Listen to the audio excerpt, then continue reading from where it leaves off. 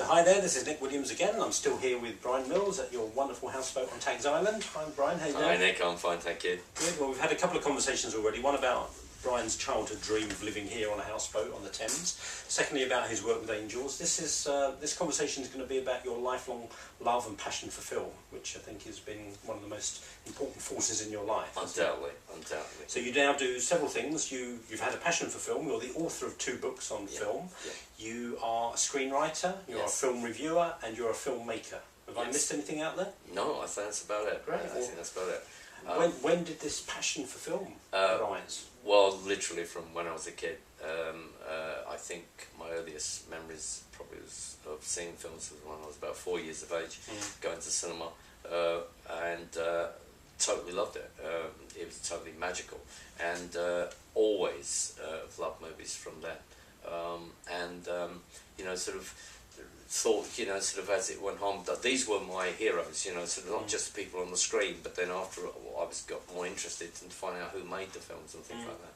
So when did you write your first book? That was quite a while ago, wasn't it? Yeah, it's the early 90s I wrote my first book, which and was... that's when you were working full-time at London Underground. I was, yeah, but I was also, again, a bit of a factotum on that as well, because I was actually doing dealing in movie memorabilia, which is what my book was about. You've always been a bit entrepreneurial as well. Yeah, I mean, it's really important about, it's about having many sort of, you know, having many skills and talents, but using them, you know, being, so I enjoy being a factotum. Yeah, so the book came out of that, and which was very... And what was that one about? It was about memorabilia. It was about, it was called Movie Star Memorabilia, Collector's Guide, because being a dealer, I could see that people didn't know too much about a lot of the stuff, so I thought, okay, so let's put a book together. Okay, great. And what else, after that, in the early 90s, how has your passion evolved? Well, then it was really about the mixture of that and then mixing it with the spiritual work and everything. But of course, I love researching, and that led to my next book, which, because that was really basically about, you know, sort of these films, which I suddenly realised a lot of people you'd seen, and I'd shown when I was a cinema projectionist, that have seemingly disappeared. And I thought, so I started checking out, can I get these films? And they were not available on DVD or at all. And so I thought, let's do a book on these films. So what's the book called? The book was called 101 Forgotten Films. Oh, yeah. And fortunately, since that book, some of those films now have been released. Which I'm so pleased, particularly through the Criterion Collection in America, and because these are great movies, these are really great movies, you know, I think this is the thing. That's what is the thing is, if a film disappears, you know, you've got to try and, as I say, you know, resurrect it from the cinema cemetery. Great. So you also write reviews for films? How does that work? Yeah. I write reviews basically on a subscription service. It's called Trailers, so people can subscribe to having reviews sent to them, or they can get them on attachment by emails.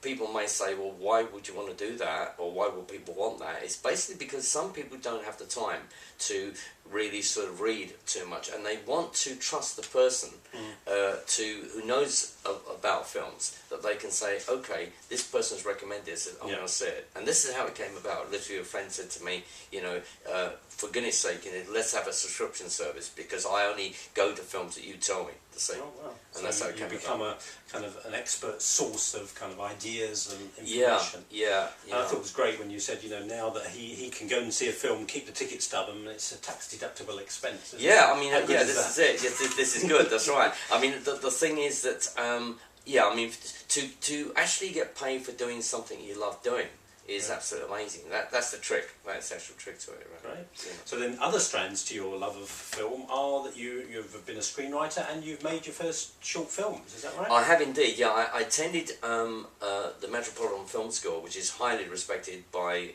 BAFTA, and is at Eden Studios. And I did a 6-week course there from script to screen, and really learnt the fundamentals, which I also learned a little bit in America, New York. And then out of that, you have to make a film, which I love doing, which you have to write, produce, direct, and cast even. Wow. And which was a film called Chic Cuisine, which was based on a short story, a published short story of mine, which was then I used to write horror fiction, so it's based on that, but it's psychological horror. For those of you that have watched the other interview with Brian, he's very much into angels and higher realms of consciousness. When I saw that little film, I know it's really dark. it is very dark. It is absolutely. A lot of people say that. Yeah, it's very very dark. It's a side of you that you don't show that. But I mean, it was filmed here. It was filmed on this boat and another boat, and I absolutely loved doing it. Yeah. And then since then, of course, I recently made a short film, you know, which is a little bit about the island, that now is. I've had already so many stories in my mind, and now I want to make a short film, which will be a drama based on a story which I haven't yet written, but will be an original screenplay, which I want to start making, well, hopefully this year. Great. So again, any tips for anybody who has a passion, you know, whether it's for films or anything, but a passion that they want to pursue? What's helped you keep that alive and keep it evolving now? I think it's really enthusiasm. It's really that, you know, sort of the difference between how you're going to get your work out there is how much do you love it. And you've got to show that. You've got to show it. Because if you don't, then someone else is going to totally bypass you. They're going to say, no, you don't really believe in your work. So really believe in it. Know you can do it. And every time, if you ask anybody who's in the business, you know, what they say to you, they always say 3 words. And you must always have it as your mantra. Never give up. Love it. I was reading something by Julia Cameron, you know, who wrote Yeah, The Artist's Way, and she was talking about the difference between somebody who has talent and somebody who's successful with their talent. And she said, you know, often it just comes down to audaciousness, which is kind of what you're saying. It's just like, why not? Absolutely. Just go for it. Go for it. Absolutely. And that's what you've done, and that's what you're such an inspiration to so many people about. You've got to do that. You've just been audacious, and you've said, why not? Yeah, because I mean, the thing is, I'm inspired. I've been inspired by you, Nick. I've been inspired by so many people in the film world, you know, and then you end up, you're actually inspiring other people. Brilliant. Well, thank you very much for your time. Thank you for your hospitality here. It's been lovely to be on Tags Island on your houseboat called Archangel.